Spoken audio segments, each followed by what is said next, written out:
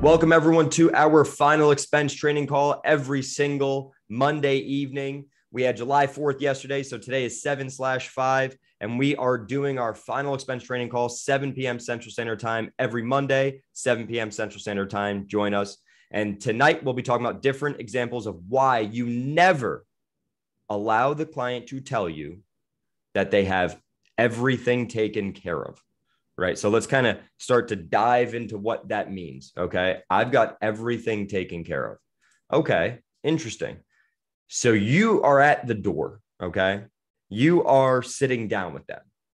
And there's a couple different roads that we have to go down because this can occur at different times throughout either your initial door knock or through your presentation. Right. So as you're walking through it, we need to figure out when this is occurring, and then we can walk down that path. And as always, guys, please just remember to take notes for this stuff and write down any questions that you have. You can always drop them in the group chat, which is awesome. And I really appreciate the feedback on that so we can continue to get better. So why does a client tell you that they have everything taken care of? All right. What do they mean by they have everything taken care of? Knock on the door. No, I'm good. I got everything taken care of. Okay. They say that because they don't trust you. Okay. They inherently don't trust you. You just knocked on their door, right? They think that you're there to sell them something. So that's important. Good news, though, is you're not there to sell them something. You're not right now. Not until you sell them something, I guess, right? So that's why we always have to use our phrases that we rehearse, that we train on, and it just rolls off your tongue, right? It just keeps on flowing because you're so good at it. So I always say to agents, hey, just keep in mind, right? You kind of go back to the basics, right? It's why did Michael Jordan initially, when he first got to the game before practice, he started off with the most basic chest pass. It's like one of the most basic things that you learn in that sport, right? 101 basics. Just always go back to your training, and that's what's going to help you overcome any objections that you might have. Okay. So what are the phrases, the key phrases that I use that many people use? One, I don't collect any money or anything along those lines. Okay. It's a great one. That's very important. You get to someone's house, they might think that you collect money. And keep in mind, my hands open palms, right? I don't collect any money or anything along those lines. Okay. I just show you what you qualify for. That's all I do. I just show you what you qualify for. Just takes a couple moments of your time. One thing that I hear a lot of agents do is they say this, and it's crazy to me, right? They'll say it takes, 10, 15 minutes of your time. What client wants to spend 10, 15 minutes with you? They have generally not a lot of things going on, right? But 10, 15 minutes sounds like an eternity, but it just takes a couple moments of your time or a couple minutes of your time. It's a much better way, softer way to phrase it. Okay. So that's very important. I say things like, my job's real simple, right? My job's real simple. I'll be out of your hair in just a couple moments. Okay. Be out of your hair in just a couple moments. So let's kind of walk through those ones, right? So get to the door knock them. Hey, no, I got everything all taken care of. That's fine, right? I don't collect any money or anything along those lines. My job is just to kind of show you what you qualify for. And I'll tell you, listen, my job's real simple.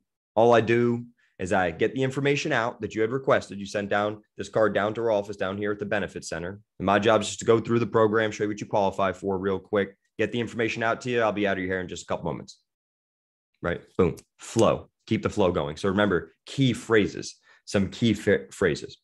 So one thing that I've always found in situations where clients tell us that they have everything taken care of, I always get to the person's house as a stranger. But when you genuinely help people, you leave as a member of their family, right? Renee, we were just talking about, saved a client $180 a month. Do you think that person likes her? No, they don't like her. They love her. Please come back. Please have dinner. No longer an agent, no longer a stranger. You now become family to them. And when they think insurance, they call you. That's who you need to be. The most helpful, educated person. You're sharp as a tack. You're an expert in your field. Your confidence level is out of this world. When you speak, they listen. When they speak, you listen. They're engaged. So to go through some things there, I will tell you this though. There's been countless times in my career, door knocking, appointments, whatever it is, where I have sat down with clients who have told me this. I've got everything taken care of. I don't really need anything along these lines. Well, what'd you send the card in for? Right? Or people send the card in for 3 different reasons. Here's the 3 different reasons. Which one did you send it in for? I don't really need anything. I got everything taken care of. Okay, great. But there's been countless times in my career when people say that, and then as I'm done closing the sale and I'm about to leave their house, they always say this all the time. I am so happy I let you in. I normally don't let people in my house, right? So happy I let you in. And if you're an agent that's going out in the field, you probably have heard that before, right? If you've made sales, you've probably heard that before. I'm so happy I let you in.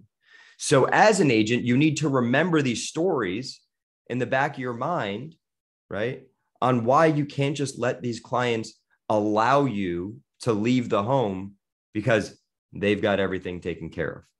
Are they an insurance agent? Are they an expert in the field? No, you are.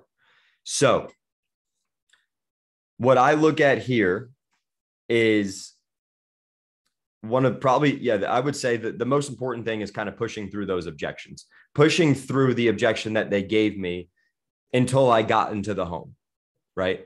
And if you've ever went out with me in the field or, just seen me sell it all, I am not a pushy salesperson by any means, not a pushy salesperson at all, right?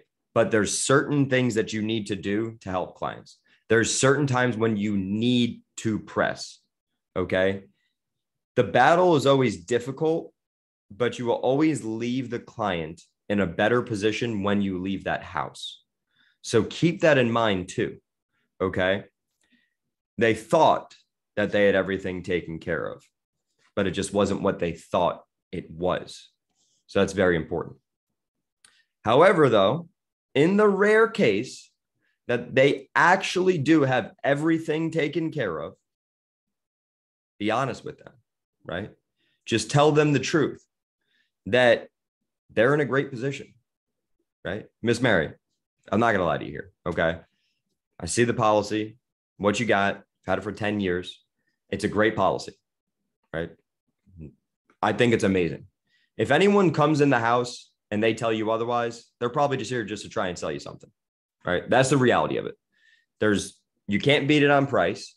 It's a great insurance company. You have a great amount of coverage, okay? It's a whole life policy, which is exactly the type that when I described them to you, you said that's the one that you wanted. And based on me being an agent for 8 years, going 2023, coming up short would be my 9th year in the business, I would advise you to keep this policy. I think it's a great policy, right? And when you tell people that, it actually goes a really long way. Like, wow, actually, this person was honest with me. I can actually trust this person, right? Give before you get. So after that, what can you do? You can say, hey, since your policy is so great and you have a $25,000 policy and you want to do just a simple cremation, we can do a simple cremation. We could definitely do a simple cremation. And I think what most people do, because you said you wanted to leave this money just to your son, your daughter, right? You wanted them to split it up. But what happens is that, let's say it's a $30,000 policy, right? That $30,000 policy gets split up, $15,000 here, $15,000 here, right? Now we split the policies up. Who's going to pay out of pocket for the actual cremation? What most people do is they got 2 separate policies, right? Here's one that's going to my most responsible child, which you said was your daughter, right? I always know women are always more responsible than men. I know that. I get it, right? So why don't we do this? Let's take an extra 5,000, right? And 5,000, it's only $40 a month. It's not going to kill you. It's not going to make or break you. $40. It's not going to make or break you. So that $40 a month, we can have that. So we have those 2 separate policies. One's designed just for the cremation, and the other one, they can have it to split it, right? Because you know this and I know this, there's other expenses associated with passing away, right? It's not just, oh, I'm just going to get cremated. That's it. Okay. After you do that, you can also ask for referrals. Okay. So why do I say that? Referrals are an amazing thing. They are really awesome. And when you're honest with the client, you've helped that client, you've reviewed their policy, you told them the truth, they like you, right? They're happy with you, they're smiling, they're laughing. It's a great time to ask for a referral. So the way that I would word it is, once you've told them the truth, right? You have to go ahead and say something to the effect of, Miss Mary, not everyone's in as good as a position that you're in. Do you know anyone that might need help to be in the position that you are in, to become in the position that you are in? You're in a great position, right? I got to be honest with you. You know, is there anyone else that you know? I know you said you got some brothers. I know you said your daughter was most responsible. Women are more responsible than men. I know you got brothers that probably been pushing this stuff off. Why don't we do this real quick? Let's just call them and just talk to them, right? The worst thing that happens, Miss Mary, they could say no. But at least you, as their sister, the responsible sister, tried to help them out, right? And I'm sure you tried to help them get insurance before in the past and they told you no, but who knows? Today might be the day, right? So it's a great time to ask for opportunities. All right. So we started this off with different examples of why you never allow a client to tell you that they have everything taken care of. Let's walk through some different scenarios of why this might be true. And these are cases that y'all have run into all the time. So out here in Texas, Florida, North Carolina, usually in the South is where I see it primarily. I don't really see it in the North anymore. We have companies that run what's called debit routes. And debit routes around here, we have Reliable, which is owned by Kemper. They're one of them. American National, Union National. Those are some that you see, some debit route companies. And those debit route companies, if you don't know what a debit route is those are the people that come by and actually collect the cash. Okay. That's hard, right? Sometimes that can be really difficult to replace too, because they see this person's smiling face all the time. So let's go over some situations like that. These are examples of bad situations. Why? Why is that a bad situation? Well, generally speaking, they are the most overpriced insurance you can get. Hands down, one of the most expensive policies you can get. The quality's poor. The agents are poor. It's a 2-year waiting period with these cases for anyone over the age 50, from what I've seen, right? Sometimes it can be younger. The rates are so incredibly high. It is out of this world. It's expensive. They have to pay an agent to go collect the cash every single month. What's more expensive? Us getting a commission where they draft it out of a bank account, the lowest cost that it can be, right? No credit card charge. They draft it out of the bank account and we don't go back and see that client collect cash, or an agent going to the house every single third of the month to go collect cash. And the agent has to be compensated too. 20%, right? Let's say the agent's getting 20% of that. So during COVID, Miss Mary, let me ask you a quick question. When people weren't coming by the house, how were you making the payments? Okay, you're calling them into the office, okay, or you were sending in a money order or sending in a check, okay. So since they didn't have anyone coming out to collect the cash and they pay them, let's say 20% to come collect the cash, did they give you a 20% discount since someone wasn't coming by to collect the cash? Okay, that's weird. Well, I don't know why they wouldn't do that. Right? They're not collecting cash. Why do they have to pay someone to collect the cash? Charge you more money? That doesn't make sense.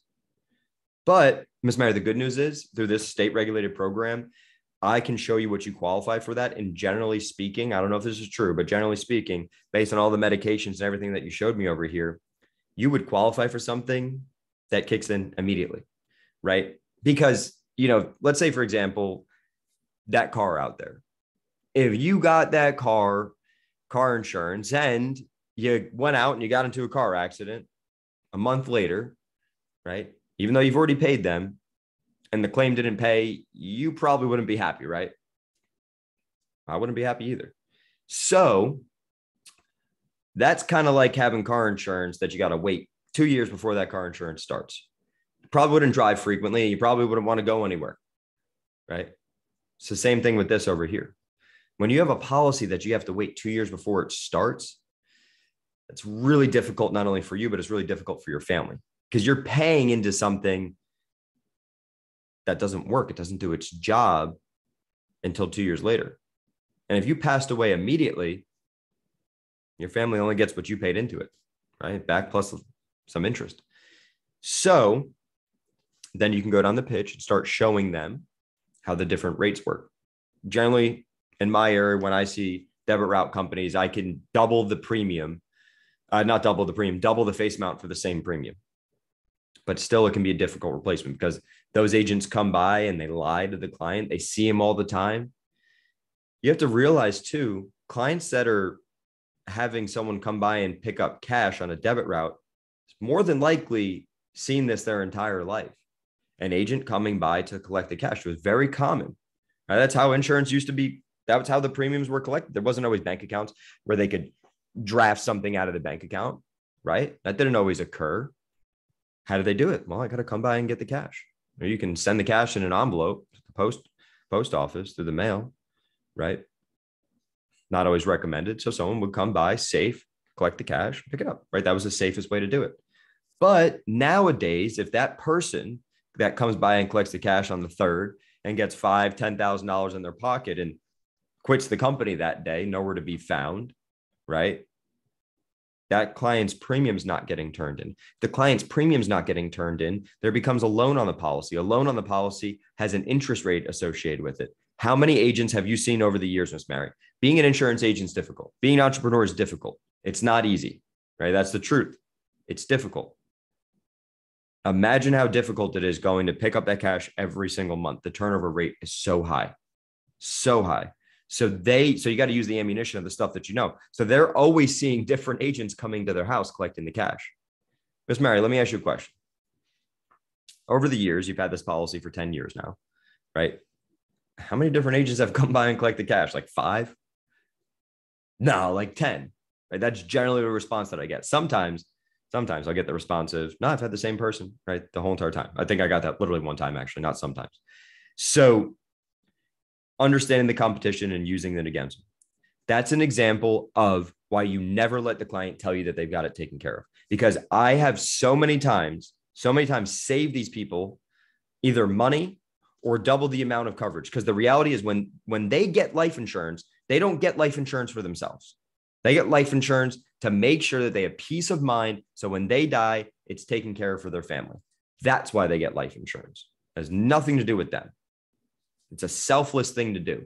You got to pay this premium, right? For something I'll never get to use. It's a selfless thing to do. But when they grew up, they saw that mom and dad had the insurance man come by who would have a beer with dad and hang out and collect some cash. So they're accustomed to that thinking, right? We just have to break that thinking, kind of help them out, show them how it works. Another example that I see all the time is an increasing term policy, right? Increasing term policies. When you get into the home, I've got everything taken care of. I don't need anything. Oh, it's great. Happy for you. I've been in the business for 8 years. I work with pretty much all the companies in the state. Who do you have yours with? ARP, that's a great company. Globe Life, that's a great company. Those are great companies. I've worked with them. Right? Phenomenal companies. I've known them for years. Great companies. Now, with that policy, has it ever gone up in price on you? Yeah, it went up one time. Oh, okay. That's not bad. Just one time. How much did it go up? Just a couple bucks, right? $7. Not bad. Okay. It's pretty awesome. 65 years old. You're in pretty good health too, right? Increasing term policies. Get them through the mail, direct to consumer marketing. No agent involved. Direct to consumer. They can fill it out, send it back in themselves. All the information.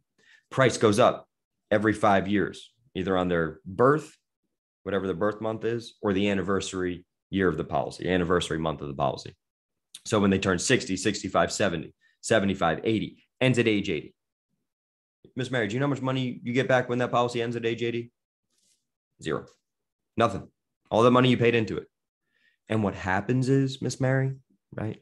Unfortunately, what they do is they increase the price so high towards the end, age 70, 75, right? They increase the price so high towards the end, just so people will end up canceling it because it becomes unaffordable. When you can't afford something, you have to cancel it, right? You agree? Makes sense. So that's what happens. The price goes up so much. Sometimes it could be 3 or 4 times the amount of what you were initially paying. I've seen it all the time. And you leave that house, you get on the phone, you call whatever insurance company they have. That's the best third-party validation that you can get. No better third-party validation. Getting a customer service rep on the phone and allowing that insurance company to walk the plank and hang themselves. That's it. That's the best way to do it, right? Best way to do it. But it's asking the right questions, knowing your competition. You leave a home where someone had an increasing term policy, and when they told you when you got to the house that they have everything taken care of, they will immediately be saying at the end, I'm so happy I let you in. I didn't know that, because you're the expert. Don't forget that you're the expert. Don't forget that they are the one that took time to fill out this lead card over here, write their first name, their middle name, their last name, their spouse's name, spouse's age, their address, right? Their apartment number, their phone number, right? They took time to fill this out after receiving it in the mail, opening up, reading it, put it back in the envelope, walk it back down the mailbox and send it in. It's a very large call to action. So don't forget that they are the ones that took time to do this. Sometimes you could be too soft. Like, oh no, they said they didn't want it. What? They didn't want, none of these people wanted it? None of them? They didn't want it? What do you mean they didn't want it? Doesn't make sense to me. They took time to fill it out, right? All I need you to do, of the 30 leads you get a week, write 6 apps, 6 final expense apps, right? 2 to 3 Medicare apps easily. That's a 10% closing ratio or less.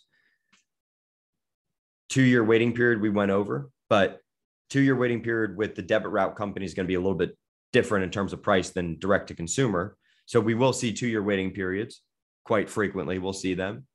And just explaining to a client that's in really good health, or asking them those questions that will invoke emotion that can help turn the tables in your favor, right? So, Ms. Mary, you're in a 2-year waiting period over here. See this 2-year waiting period? Okay.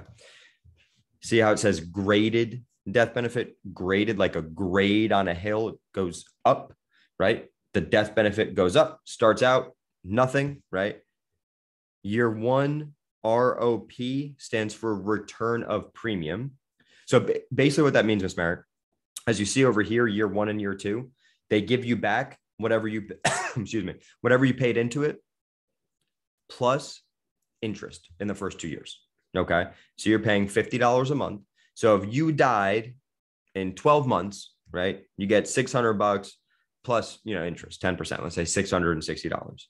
In year 2, if you were to pass away in 23 months, right, probably get around $1,200 with the interest and everything, right? Maybe a little bit more. But if you die in year 3, though, it's a $10,000 policy. It pays the full $10,000. But let me ask you a question, Miss Mary. Do you have cancer? No? Okay. Did you have a heart attack in the past year or so? No. Okay. That's weird. Can't really think of a reason why they would put you in do you know why they put you in a 2-year waiting period? No. Because, Ms. Mary, when I looked at all your medications, everything, I mean, you qualify for immediate coverage, right? There's no reason for you to wait 2 years. I don't understand why you'd wait 2 years. I mean, you got another 7 months here. If you pass away in the next 7 months, it ain't going to pay nothing. Just whatever you paid into it back plus a little bit of interest. That's it. I give them the car insurance analogy, right? Same thing. I mean, does that make sense? Let me just ask you a question. If all else was the same, nothing changed or anything along those lines, if you had one policy here that was going to pay immediately, right, after you make your first payment, right, pass away, it pays, and you had another one where you had to wait 2 years, which one would you prefer? If they were the identical, the same exact thing? Yeah, of course. The one that pays immediately. Next, we have level term policies. So level term policy is something that I see all the time. Guys, I'm almost done wrapping this one up. So just make sure if you got questions that you could do raise hand. You could drop it in the chat, right? If you got questions, just in a moment, we'll get to those ones. Level term policies. Now, this is something that it's really unfortunate because people buy things, as I said before, it's not what they thought it was, right? Oh, I thought this was that. When I was 30 years old, I bought this and it was great.